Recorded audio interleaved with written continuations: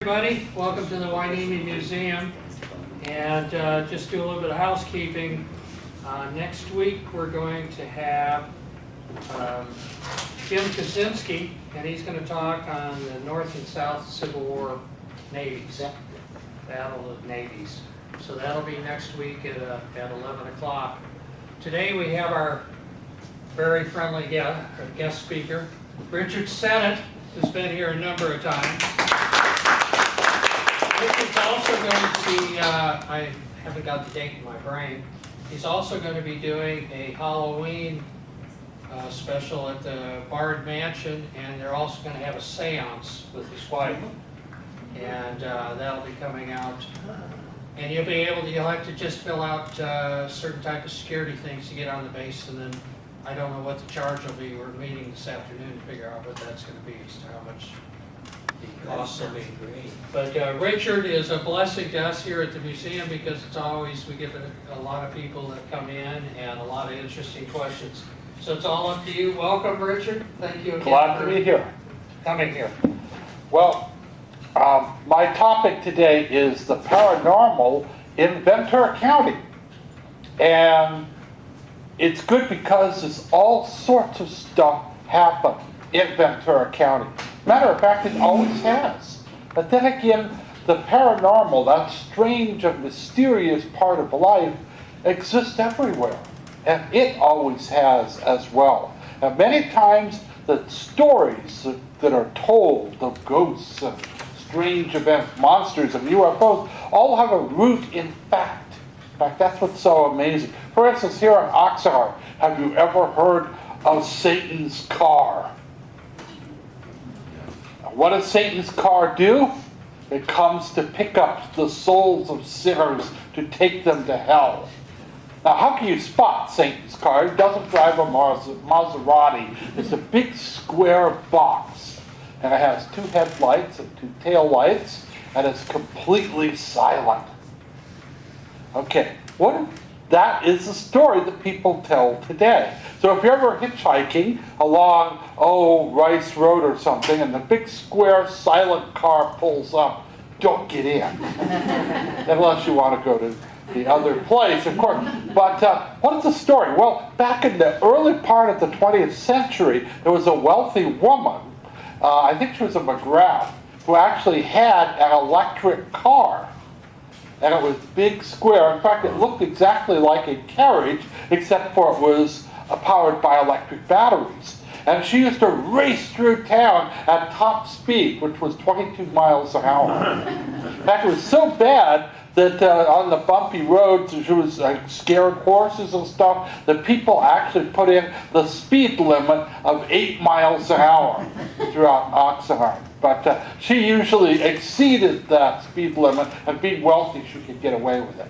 And so stories of the devil's car, which is what people said, a carriage without horses, pretty strange and freaky back then, has now morphed into Satan's car driving around.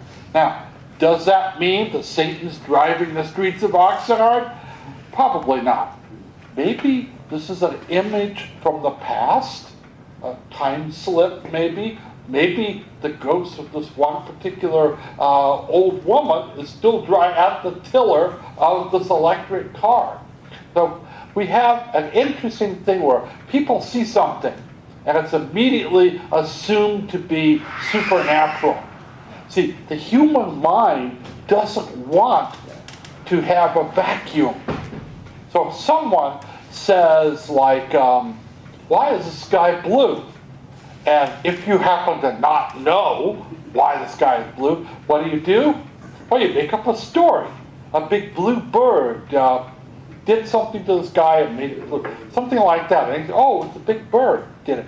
So stories like that do happen.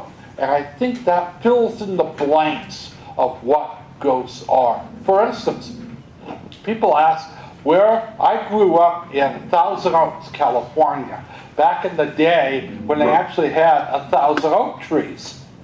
In fact, there was only 3,000 people. They didn't even have mail delivery. You had to go to the post office to pick up your mail. And that was there was no one to deliver it to your house or ranch. It was a very small situation back then. Well, when I was going to Caneo School, there was a story that went through the schoolyards of the black dog of death. And if you saw the black dog of death, that meant you had only 1 month to live. In fact, there was one poor kid who had leukemia and died very young at age, a tragedy. But the story was that he had seen the black dog and he was gone. So being a mean little kid at that time, back about 1958, what did I do? Well, my friends and I used to go to the lower grade kids and say, oh look, I see the black dog of death. Don't you see him?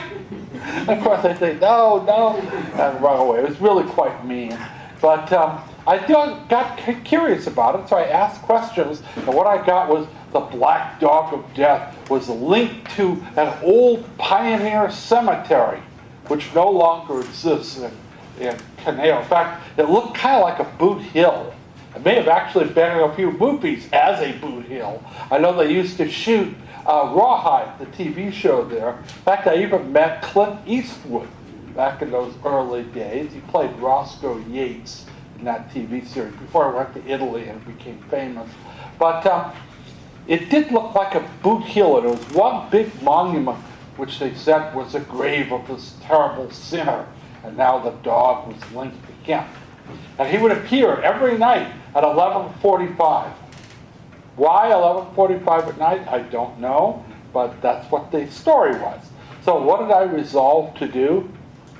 Spend the night there. So me and my friend of the day, Colin Jackson, we actually told our parents that we were spending the night at each other's houses. And then we took our sleeping bags, a soda pop and a camera, and went to the cemetery. I was out in the middle of nowhere, had big tall grass around it. It wasn't taken care of. So we went there, and with our flashlights, we laid down. In fact, it was so high the weeds were, you couldn't even see us from the road. So we didn't have any problem with police or anyone getting in the way. And so we stayed there all night, wondering, of course, about what we would do if we saw the black dog and had only a month to live. Not that we really believed it, but this is what we did. I had the camera, everything ready. It got to the right time. We were keeping a track on what time it was. And just at that time, we heard something in the cemetery. We just stopped talking. I must admit, I was very scared. I grabbed my flashlight, and as soon as I turned the light on, I saw these two red eyes in the grass. And I just about lost it. I didn't scream. It was more like a gasp. And then, as I was watching, the thing started to come towards us. You know what it was? A huge jackrabbit. And it was more scared of us. It looked at us, ears went up, and popped off. And we all started to laugh. And I never did get a picture of the jackrabbit. So we just all started to laugh. And so that was my first ghost hunt. It was a lot less like Hans Holzer and a lot more like the Hardy Boys. But that kind of was my introduction to ghosts. But ghosts are found all over Ventura County, and they existed even before the coming of the Europeans. I mean, the Chumash Native Americans believed in ghosts, and they believed in the fact that phantoms were kind of scary creatures right there. So the Native Americans had it, the Spanish who came with the mission fathers and all. Did they have ghost traditions? You bet. And so we have had a long list of ghostly sightings that permeate the entire area. I can't tell you all about it because I would be talking here for several days because there are so many accounts. Now, when I first got involved, like with my ghost hunt, I really didn't believe in ghosts. People told me they'd seen them, but I never had. So if you haven't seen a ghost or experienced them, why shouldn't you not believe? It's just so outrageous of a concept. But then one night I saw one, and I saw it so plainly and so unexpectedly. It wasn't something I was searching for, it was something I actually mistook as a regular person. And I've told the story many times before, but I was doing archaeology at a mission. And late one night I was in the courtyard and saw a monk. And that didn't scare me because it's still a monastery. I think, oh, one of the brothers is up. I'll go talk to him. This was late at night. I walked up to him. He disappeared. And I went, what the heck was that? And that's what got me started in ghost hunting. But I'd observed this figure for almost 2 minutes. And what I saw started me seeking stories of the unknown and the paranormal. When I came back from the dig in my hometown of Ventura, I immediately started to collect stories. And guess what? This county is full of them. In fact, I used to have little file folders of wherever I got a story, I'd put it in the folder. And the file folder for Ventura was that thick. Oxnard's a little thicker. And then, of course, Ojai, which is really thick. There's a lot of stories up there. So I started to collect everyone. Now, I didn't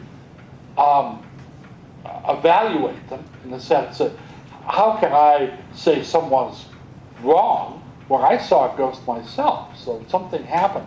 So what is the most haunted place? As I early discovered the Ojai Valley. Lots of ghostly events happen up there. And it could be because of the shape of the valley. It could have something to do with the crystals in it. I don't know what it is, but lots of artistic and creative people tend to go to Ojai. Writers, artists, stuff like that. And I have found that writers, creative people tend to have more ghosts. They see them more often. You want to find a place that's full of ghosts? Try Hollywood. And that's every studio's haunted. But then, who fills them?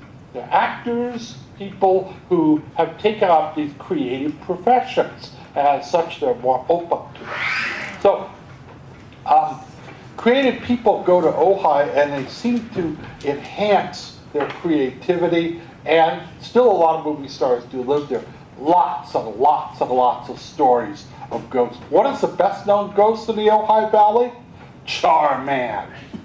You ever heard of Charman? Probably have. You live in Ventura County. Here's the best known ghost we have. Now Charman, there are 50 stories about how he came to exist. How he came to be all burned up. So take your pick. I'll just tell you one. What's the best known?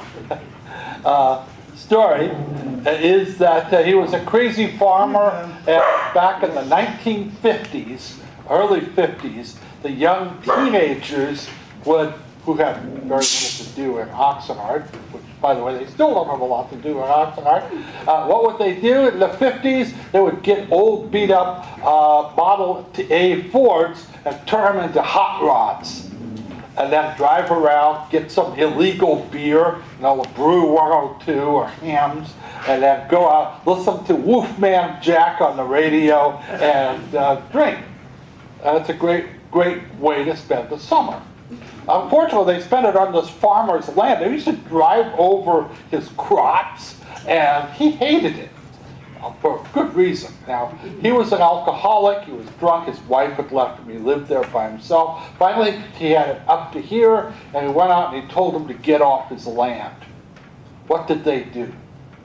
Being twerpy teenagers, they got in their cars, and they just moved to the public road, and then turned their music up. And he was drunk, so he was infuriated. He took out a 12-gauge shotgun. And came out and said, "You get out of here!" And he fired one of the barrels into the air. Boom! And of course they did. Obviously, drunk man, shotgun, not a good idea to mess with. So I went about 3 miles down the road, parked again, a wide spot on Creek Road, and then one of them, drunker than the others, went back to teach the old fool a lesson. So he got a gallon of gas he had in his trunk to put in the carburetor of his old car, and he took the gas can and spilled it on a tool shed and set it on fire. It was an old tool shed, hadn't been painted in years, and it burned. He laughed and drove away, but the wind came up and the embers carried to the main house, and the roof caught fire. The whole roof began to blaze. The man was asleep inside and didn't wake up in time to escape and was burned to death in the tragedy. Now, that's not the end of the story. No, ghost stories never end with a death. That's just the start. He's there on Creek Road. And guess what? He hates teenagers. Can't blame him, really. And he wants revenge on that person who burned him up. And then, of course, he also hates rock and roll music. Now, if you're a student at Nordhoff High School, what do you do? Now, you would think, being a teenager, the last place you'd want to go is Creek Road, working cons. No.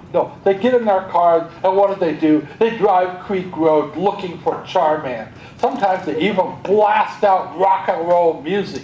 And why? What's more fun? Looking for Charman or doing your homework? It also has an added benefit. You're in your car with your girlfriend, driving along looking for dark road. Creek Road. It's the trees overhang the road. It's like a tunnel. Really dark and spooky. Not a lot of lights. What's your girlfriend gonna do? Scooch over and hug you for protection. And then, of course, some actually claim to have seen him. Charman. In fact, there's a bridge near Camp Comfort, which has been washed out 3 times. Oh, yeah, some with some tragic consequences. They call it Charman Bridge.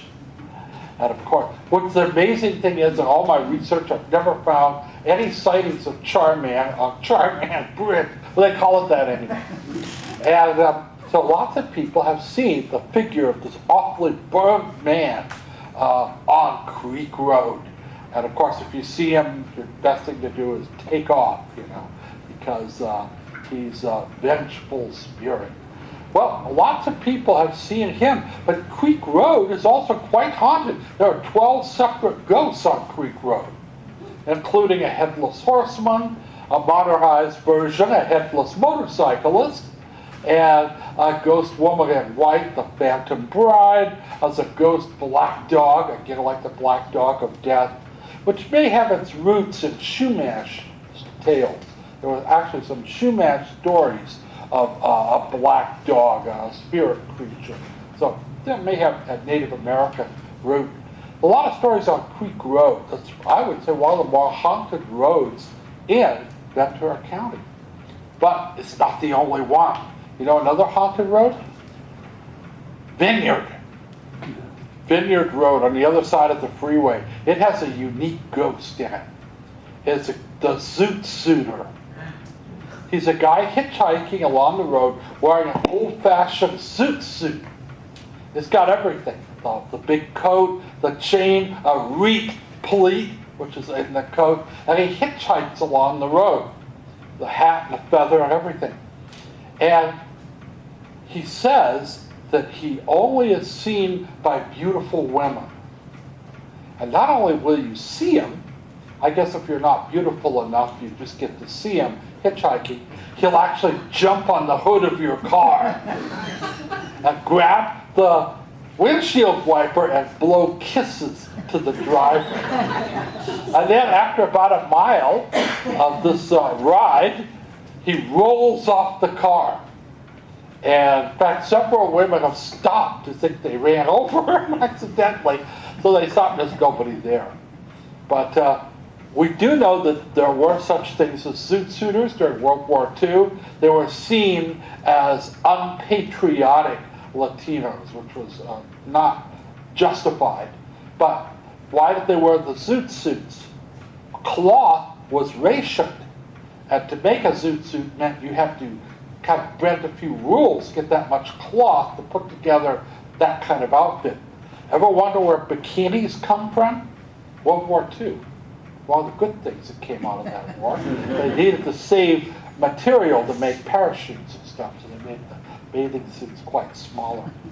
And anyhow, I'm getting sidetracked here. But that's what the ghost, that's where a lot of this comes from. So the zoot suit figure has seen. Now there were conflicts between American servicemen, sailors and Marines, and the zoot suit people. There were some awful fights, and even some people were killed. This might be harkening back to those times, back in the latter part of the Second World War. So Vineyard is haunted as well. Now in Ojai, there are several buildings that are haunted. Miners Oaks has an old barred mansion, which is rumored haunted. Now, the most haunted town around should be Ventura, because it's the oldest town around. And it was actually a Chumash village before it was a Spanish settlement. In fact, someone's been living in what is called Ventura for like 3,000 years, if not more. Well, in Ventura, the biggest, oldest building around is the old mission, which dates back to the founding by Father Serra in 1782. And like all the missions of California, it's haunted. And it's haunted by several different specters. The most recent story I've gotten is kind of weird. There is a story of a burned man, burned all over his face, walking up to the door of the mission and going through the door. I've always wondered, is that Charman? Did he convert? I don't know. But anyway, so we have the burned man. It's a news story. We also have an account of a woman in white and the phantom monk. Now, the phantom monk story dates back to the 1880s. It's a really old story. Now, the oldest versions, the monk was always seen as an omen of death. You know the bad news? He gave house calls. So, you go out drinking, Sunday morning, you have a hangover, I don't want to go to Mass, and then at the foot of your bed will appear the monk. And he never says anything, he just nods his head. You know what that means? 1 year left. Maybe you ought to go to Mass after all, You may not have the opportunity to get good with God. So that was the original story. Now, they changed it. They still see the monk. But now he's seen as an unknown saint. That, in other words, we do know that there are 3 padres buried under the altar. Now, it's believed if you've got a problem that can't be solved, if you're like doomed, and you go to the mission and you pray hard, and if you pray and you see the monk, that means he'll take your message upstairs to the main man. I've got all these stories of people who have problems, all different kinds of stories, and the problems are like solved right then and there. A lady was going to be kicked out of her house. There was a check in the mail from someone she loaned money to 12 years before. And it was enough to pay her rent, so she wouldn't be thrown out. And there are other stories of people with cancer that goes into remission, and all kinds of different, sounds like the Middle Ages. But it's believed that this saintly padre is there to help people. He's just not recognized as yet by the church. So maybe if you've got a problem, you might want to give it a shot. And there are 2 caveats, though. First, you must pray with a pure heart. I don't know what that means. You've got to figure that one out. And secondly, it's got to be unselfish. I was told that if you try a selfish request, it'll backfire on you. Like if you say, oh, I don't like driving my old Pinto, please let me have a Mercedes, Then your old Pinto will break down and you have to walk. So don't do that. It's got to be unselfish for someone else. Then it counts. So, and then if you have to see the monk, this will happen. He's been seen a lot lately, and it's kind of interesting phenomenon. So the old monk haunts there, but it's not the only haunted place in Ventura. One of the most haunted buildings in all of Ventura County is the old Olivas adobe. The Olivas adobe built in 1847 by Don Raimundo Olivas, main house of his large rancho he owned. Very wealthy man, by the way. And he was came from nothing and built himself into quite a power. Was a big-time Republican. He liked Lincoln. Didn't like slavery. Thought slavery was stupid. You know, did you know Mexico got rid of slavery in 1824? And the Mexicans thought, what is it with the slavery stuff? You get rid of it. It's stupid. And so he liked Abraham Lincoln and was quite a power locally in the Republican Party. And I think that helped him survive. And he needed to make a lot of money because he and his wife had 21 children.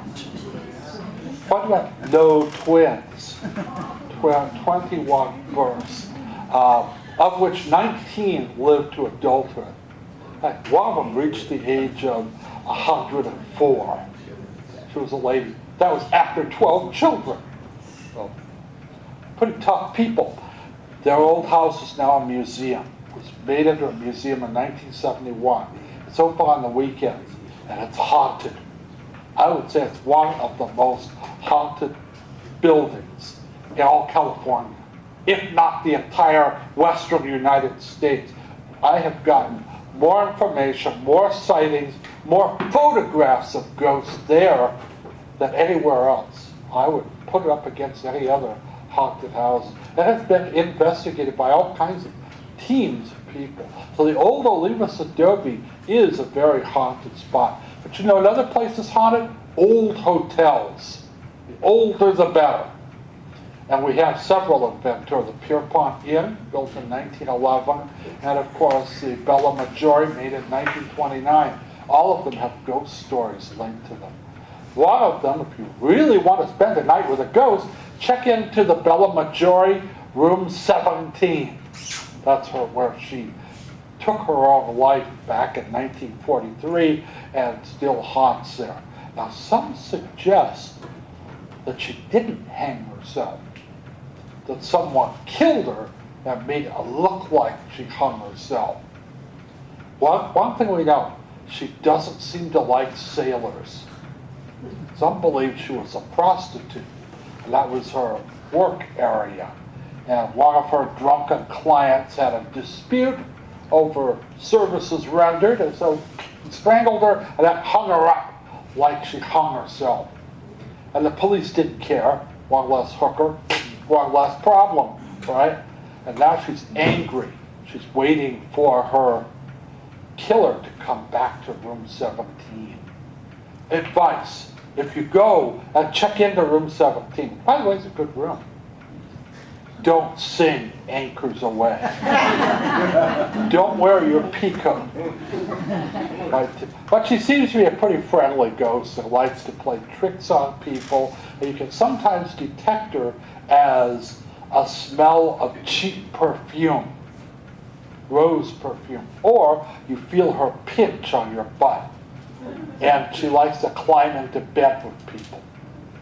Anyway, but the Bella Maggiore isn't the only place that's haunted in Ventura. City Hall, which used to be a courthouse, is also haunted in Ventura. Several schools, even churches, are haunted by ghosts. Theaters are also haunted. The old Ventura Theater, now called the Majestic, used for rock operas, has a ghost in it. They call it the What Ghost. Why? It goes up to, again, beautiful women, which tells us that people don't change much after they die.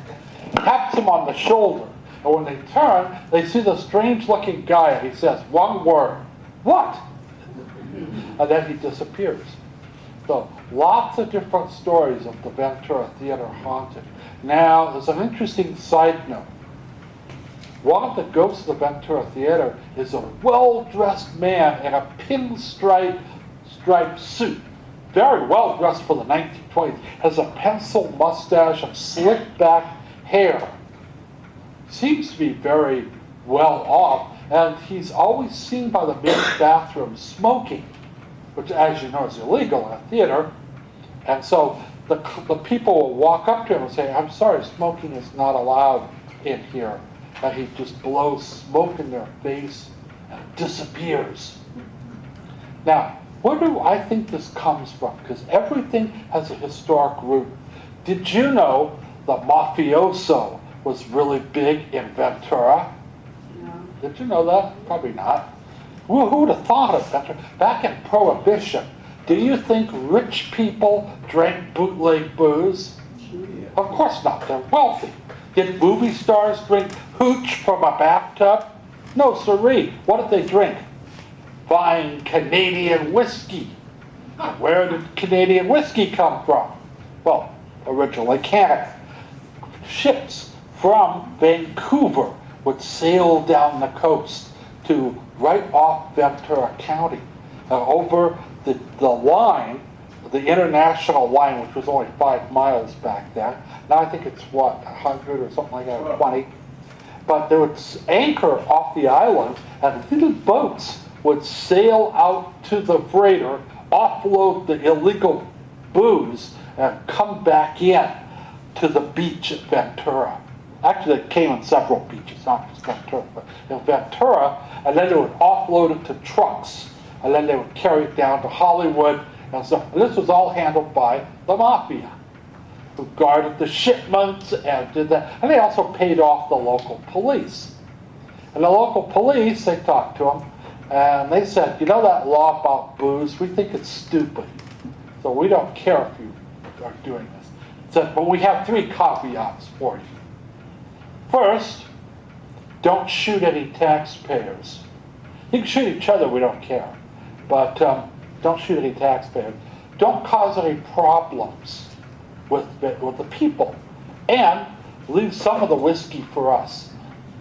And so, was it ever a problem to get a drink at Ventura? Never. Well, they did that. But in the mafia, which is illegal operation, what happens if you break the rules? Sometimes the biggest breakage of all was ripping off the mob. They call it skimming. In other words, you make $10 and you keep 20 for yourself and give 80 to your boss. That's not allowed. And if they catch you doing it, what happens? You get taken for a ride. We think the guy at the theater was one of those fellows who was ripping off his boss. And what happened? He got ice and now haunts the Ventura Theater.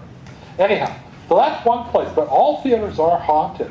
I would think even the Vogue here in Oxnard might have a few ghost stories. If you ask some of the people, it's now kind of an indoor mall, maybe they have a few stories of ghosts. And the Theatro on Main Street, or on Oxnard Boulevard, might well be haunted as well. It's certainly old enough. So, in Oxnard, looking for ghosts around here, Heritage Square is your best bet. There's a ghost at the old church. I know I saw him one night.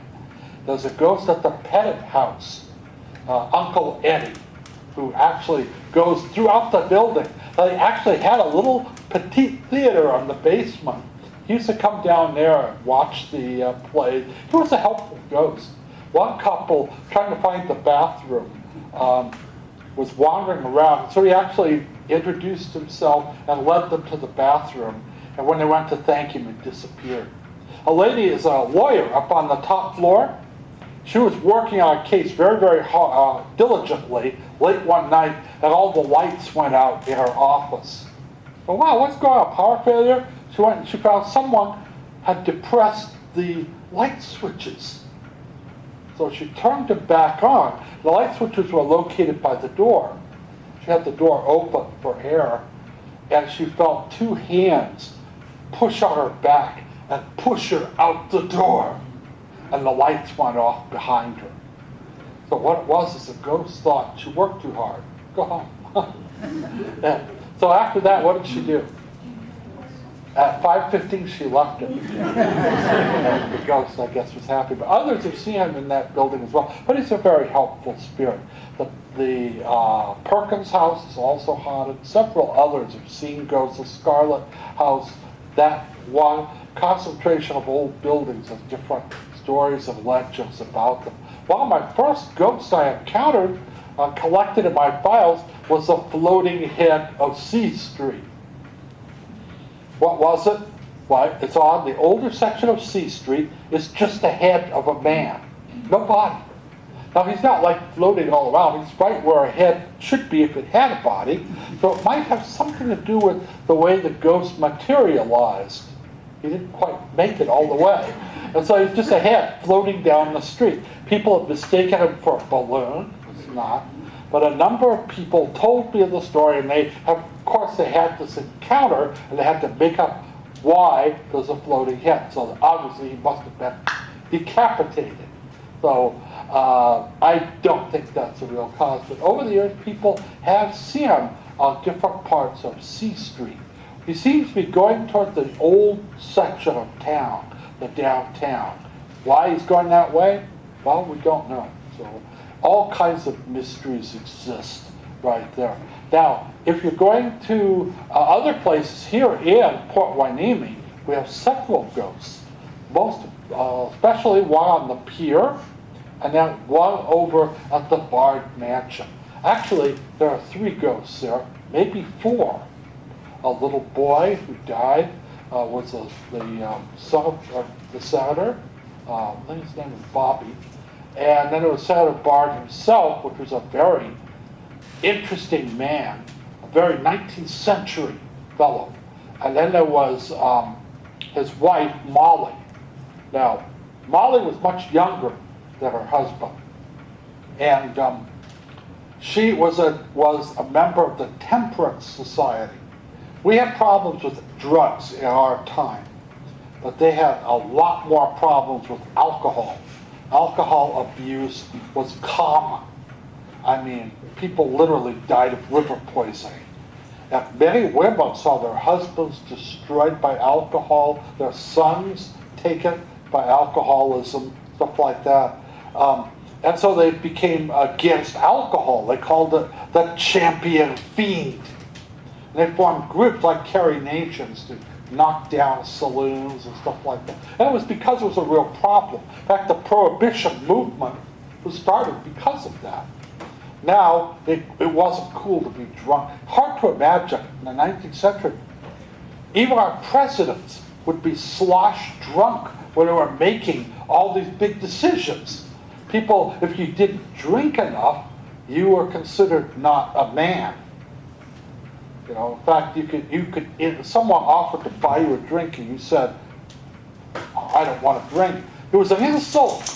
Back in the Old West, you could be shot if you didn't accept a drink from someone, a stranger. So alcoholism was a serious problem, and that's why we had Prohibition trying to stem it.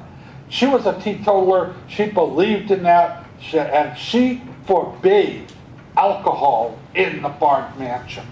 The strongest liquor they had was lemonade. Now, to a politician, then I guess as now, cutting alcohol out, unless I guess you're a Mormon, isn't going to cut it. So it was really hard for the Bards, Senator Bard, to be a senator without booze flowing through his house. Well, he haunts there, and also a Chinese servant, Kim, haunts there as well. Most of the rich people, one of the ways to prove you were rich, all your servants were Chinese. In fact, Chinese servants were paid more than blacks or Anglos or Latinos.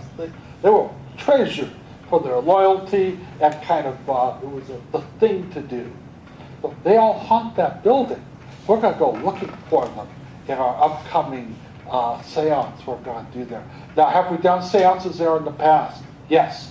Have we gotten Molly Bard? Yes, and the senator himself. In fact, remarkably, one person actually got a photograph of a man that looks like the senator in the old building. So photography is one of the best ways to ascertain if there's a ghost. In fact, if you go online on YouTube, they actually have a clip from a security camera of the Walmart over there on Rose, and they see a little girl, which they call La Chica, the little one. La Chica is this, well, I've looked at that videotape about 25 times. It's very short. It shows the toy section. This little person walks into the shot, is there for a second, and then walks out. She doesn't disappear, she just walks out. And everyone says, well, long ago, there was this whole story has evolved, about this murdered child or victim of an accident, fill in the blank. And when I looked at the picture, she's not dressed in any kind of historic clothing. First, she's wearing a mini skirt. She's got a little hat on her head. In fact, she doesn't look like a child at all. She looks kind of like a very short, small woman. And when I looked at the videotape, I saw no blood coming out of her mouth or anything like that. But the stories have evolved to have. So she's there. Look look yourself and tell me what you see. But people say if you should be at Walmart and you should hear her or see her, it's a sign of bad luck. Something bad will happen. One guy said he saw the ghost, and wouldn't you know it, driving home he got into an accident. I thought, well, the stories are like that. These are the human mind filling in the blanks. Lots and lots of different tales. Another thing on the base is an old building where people have seen phantoms, and during the research, that had been used as a hospital during the latter part of World War II and the Korean War. It's not just a storage area, they have a much better facility. But people assigned to that have reported seeing people running through the building. So they're wearing old-style uniforms from long ago. Lots and lots of different stories. Up in Thousand Oaks, there's another museum, the Stagecoach Inn, that has a ghost on the second floor of Pierre. You can go there. They'll even show you Pierre's room. And people have gotten photographs. I don't think it's Pierre at all. I think it's somebody else. They've gotten a photograph, and it looks like a guy named Haig who owned and operated the inn a long time ago. And the story is told that Pierre was a Basque sheep herder, and because he tried to spend the night at the hotel, cowboys shot him. Didn't like sheep men. Well, that's a historic fact. They didn't. Were some Basque sheep herders shot? Yeah, that's a historic fact. But is he the ghost? I don't know. I don't think he might be. For one thing, where he's seen is not in the area that they rented out as a hotel, but in the back area where the family lived, which makes a little more sense there. That's all kinds of different stories. But Thousand Oaks does have a number of places that are haunted in that area. There's a park that's believed to be haunted and a few stories. But unfortunately, I grew up in Thousand Oaks, and when I go back, it's sad for me, because all the buildings I knew have been torn down. They're all gone. Jungle Land, I knew and worked at one time. I made cotton candy. Little boy, it's all in the wrist. So I made lots of cotton candy. But hot summer days there in the summer, and I worked there. My dad worked there, stuff like that. So Thousand Oaks is gone. I always wonder if that performance, the theater, which is built on top of the site of Jungle Land, if it's haunted. We do know that the original Leo the Lion, the guy at MGM that roars, he lived at Jungle Land and died there.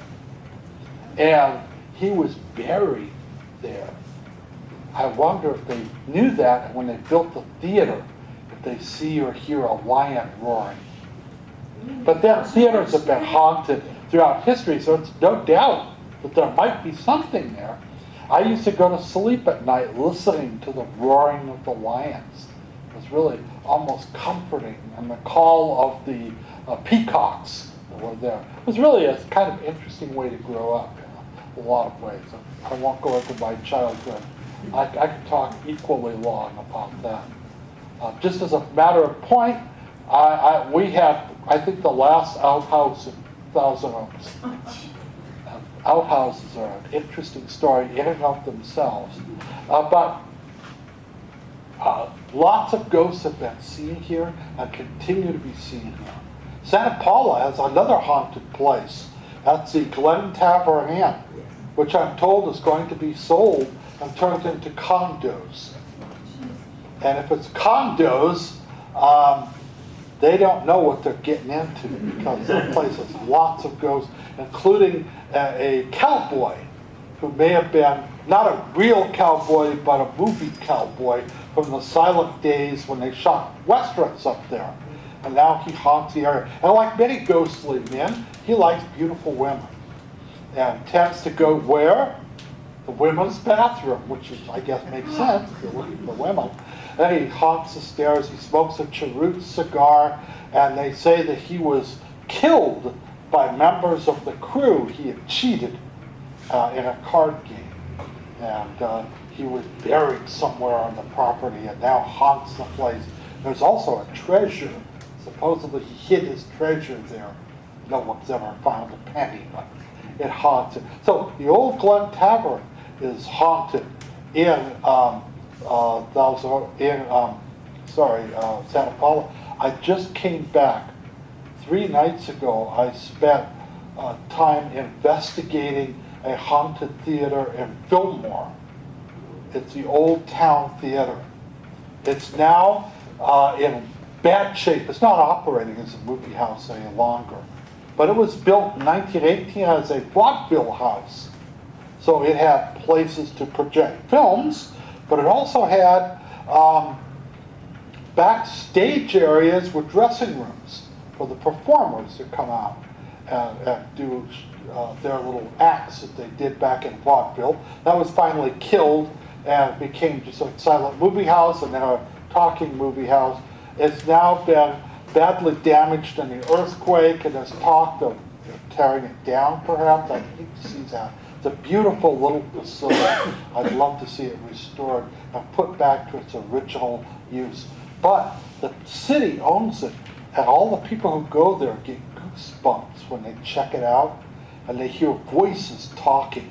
One fellow went into the lobby and heard laughter, like there was a comedy going on, but there was, of course, nobody there. Maybe it was a ghost show they were watching, who knows.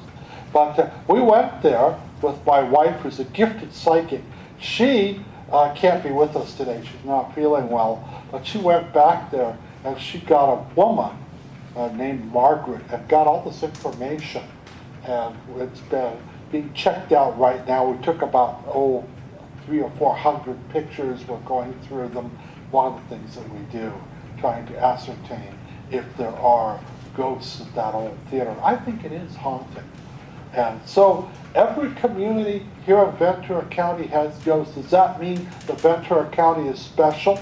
Well, as a Ventura County person, raised in Thousand Oaks and moving to Ventura in '63, where I've lived ever since pretty much, I believe it's a special place too. I bet many of you agree with that. But I believe that if you go to any town of any size, you're going to find ghosts. And especially places where different cultures meet together. Different cultures, the conflicts that emerges tend to leave behind these psychic traces.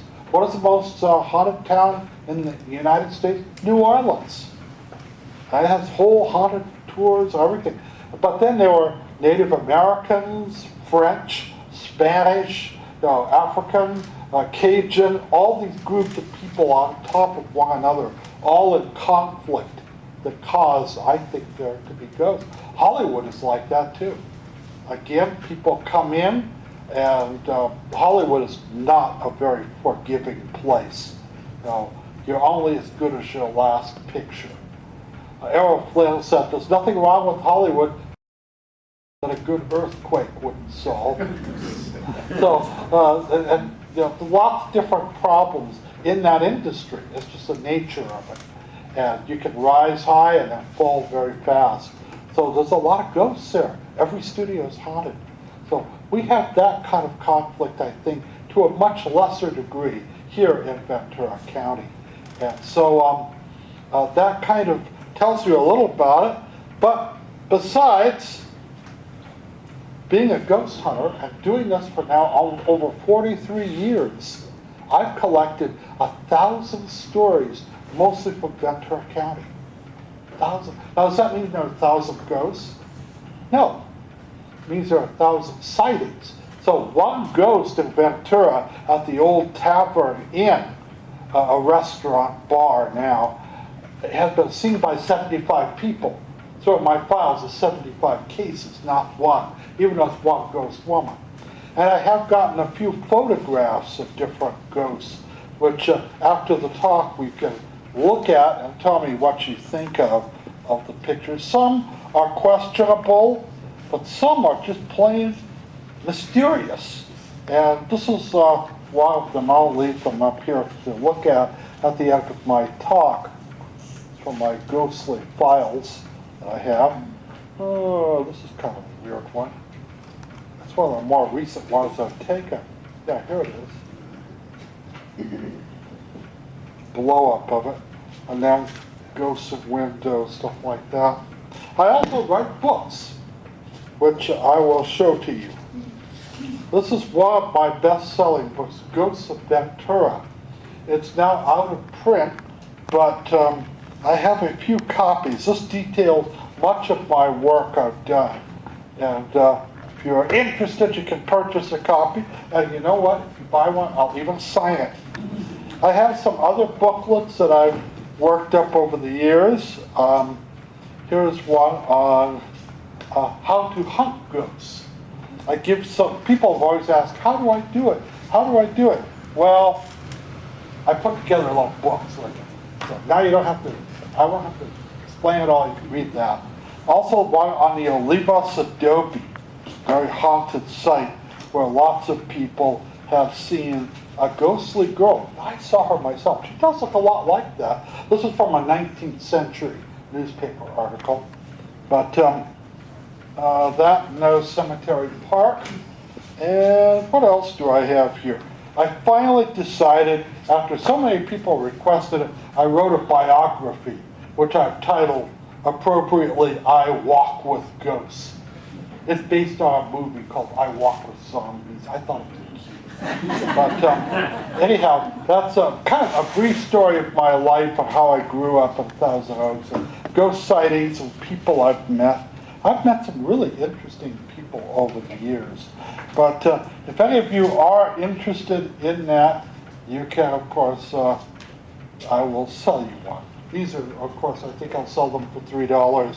And this is 10, it's out of print. And I have my photographs, and I'll just show you. I'll open it up to the page at the Olivos Adobe. This is one of the better ones I've gotten over the years. And, oh yeah, I also wrote another book about Ojai called Charman Ghosts of the Ojai. A friend of mine did the art on it. But guess what? I quickly discovered that the cheapest artist I could hire is me. I work for nothing. Isn't that great? So all the other pictures in the book, I drew myself. So you can say I'm a lousy artist, that's quite all right. I'll do that. So this, I only have 2 of these left, so I don't know if I'll reprint it or not. And it's about Ojai Valley ghosts. Kind of fun. Anyway, does anyone have any questions about ghosts? I'll tell you one thing more. I'll end it with this. Wherever man goes, he brings ghosts with him. I've talked to people who've been stationed at McMurdo Sound in Antarctica. They see ghosts down there.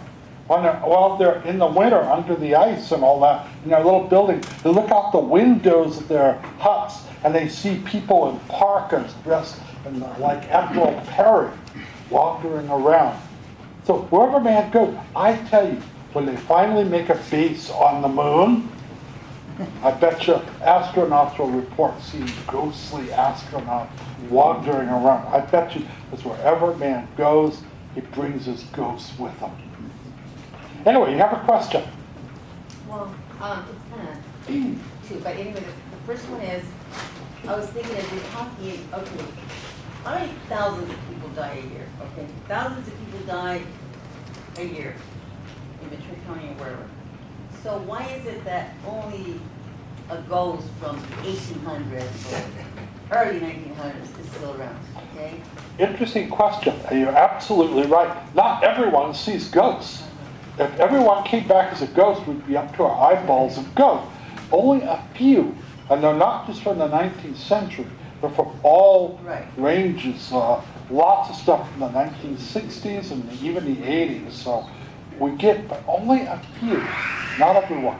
Now, that's assuming that ghosts are the spirits of dead people. Maybe they're not. Maybe they are slips in time. When we see a ghost, we may not be seeing a phantom. We might be just seeing a glimpse back through time when that person was really alive. But because the hole in time is very small and natural, it closes up and they seem to disappear. You think, oh, I saw a ghost. Or conversely, that person in the 19th century or 20th century sees us. We are their ghosts. And they say, oh, I saw this strangely dressed person. They've got this weird design on our clothes, but she's not wearing a dress. So it could be that we have time warps that could account for it. There's a lot of other things that might account for ghosts. My other question was, being that I know you've been doing this forever, aren't you afraid? What? Aren't you afraid? Oh, if people tell you they don't get scared, they're lying to you. I do get scared. But you know what? It's kind of like being an adrenaline junkie. I find it thrilling. It's a lot like riding a roller coaster, Most ghost hunting is hours and hours of nothing. It's not like you go in, oh, there's a ghost. It doesn't happen that way. Hours and hours. Like hours of waiting around and 5 minutes of terror. So that's what I want. The 5 minutes there. But no, it is scary because you're dealing with the unknown. We don't know what a lot of these are. But I think it's valuable work, and I think even if these stories are just folklore, then they should be preserved. They should be saved, because all these people, elderly people that talk about the devil's car and all this other stuff, the black dog of death, when they die, those stories will die with them. And I think they should be preserved, if nothing else, to have a record of them. And if people do see ghosts, the best way we can find an answer is to record them and share the data. Maybe we can figure out the truth behind it. I got to warn you, all the TV shows, don't believe them for a second. I've been on a number of them, and all they're doing is making entertainment. So they go, what I really dislike now is so many of them have gone to demons. Oh, the devil's here. It's good, it makes a great show, but it's just not verified by fact. Real ghosts tend to be rather boring, actually. But anyhow, good questions, thank you. Any other questions? Being a writer, have you decided what you're going to put on your grave marker? Yes, I have. And it's going to have my name, and it will say, Richard Sennett. Now the hunter becomes the hunted. Yes? My understanding is that ghosts are non-corporeal. They do not have a body, right? Correct. So in your story, you said that the person felt a hand on their shoulder. I don't see how that. Well, you're being logical. Like if a logic is if a person has a spirit, how come they have clothes on? Yeah, Shouldn't they all be feel naked? A hand Yeah, if how they're come? non-corporeal. Yeah, but people have felt ghosts. I felt them myself, and they are cold, and it's very rare. But people have felt them. Do I know why? No, I don't. Do I have all the answers? No. Does anybody? No. Whenever someone says they are expert in ghosts, don't believe them. We're all students. We're all learning. Any other questions? Yes. One more. Well, a couple more in the back there. Do ghosts have a tendency to come near a disaster or catastrophes? Yes. Yeah. Okay. Ghosts in a catastrophe. In a catastrophe, do tend to come out. And you know what I found? This is something, if you ever read Shakespeare, one of the greatest ghost stories of all is Hamlet. And in Act 1 of Hamlet, he says, I think it was Horatio says it, but he says that ere before the mighty Caesar fell, the grave stood tenantless, and Roma ghosts wandered the streets, gibbering and squeaking. Now, if you even read in the Bible, Matthew talks about after Jesus was crucified, the graves being empty and figures walking the streets of Jerusalem. So before a big bad thing happens, like the assassination of a leader like Caesar or Jesus, of course, or a bad earthquake or terrible thing, there's a lot more ghost sightings. And guess what I've noticed? A lot more ghost sightings lately. Last time I noticed a spike in activity was right before 9/11. Okay, any other questions? Yes, one last one here. Gotta speak loudly, I have bad hearing, I'm You sorry. hear quite often about ghosts being attracted or haunting a certain area. Yes, there are certain zones. My question is about, do ghosts ever attach themselves to a person or a family? Yes, they do. In fact, family ghosts are well known throughout history. We have a family ghost in my family. Maybe you have one in your family. We don't know who it is, but things are linked to them. We call our ghost the Great Leveler. And whenever anybody does something bad to our family, something bad comes back to them. The Great Leveler gets them. My daughter was fired from a position she had. What was her crime? She turned in someone for corruption who was stealing. Rather than be, lauded for doing an honest bidding, she was fired by that same person who had connections. Right after she was fired, by the way, my daughter got a better job. But the lady who did this to her, she came down with cancer. And now she is struggling for her life. The Great Leveler got her. Well, other things have happened to other families. But that's just a family ghost. So there are areas that are haunted, and they actually have a name for them. They call them a vortex. A vortex might exist at the Bard Mansion. Possible. Around Ventura County, there's one I do know of, and that's a little road in Ventura called San Home. Now, there is no St. Home. It was a Yankee mistranslation of the word Zanja, which means ditch. So they said somehow from Zanja they got St. Home. They thought, oh, it must be a saint, home. But it isn't. It's a little itty-bitty road. All kinds of weird things happen on that road. And there seems to be some kind of vortex of activity right now. Okay, well, I'll stick around for a while if you have any other further questions. And I have my books here if you want to purchase one, which I would like, and my pictures from my ghostly gallery that you might want to look at. Thank you. Can you help me? I hope I didn't pass you off. Ladies and gentlemen, we don't get any support from the city, so we pass a hat. This is the hat, and you can put your money in here. And I'll just give it to you, and just pass it right down. Just pass it right down. Now, I want to give you a certificate of appreciation. Oh, isn't that nice? I'll hang that on my wall. It's suitable for framing or whatever you want to do. I'll see what I can do with that. Thank you. So now, feel free after we pass the hat to come up and get signatures on books and things like that. I don't know.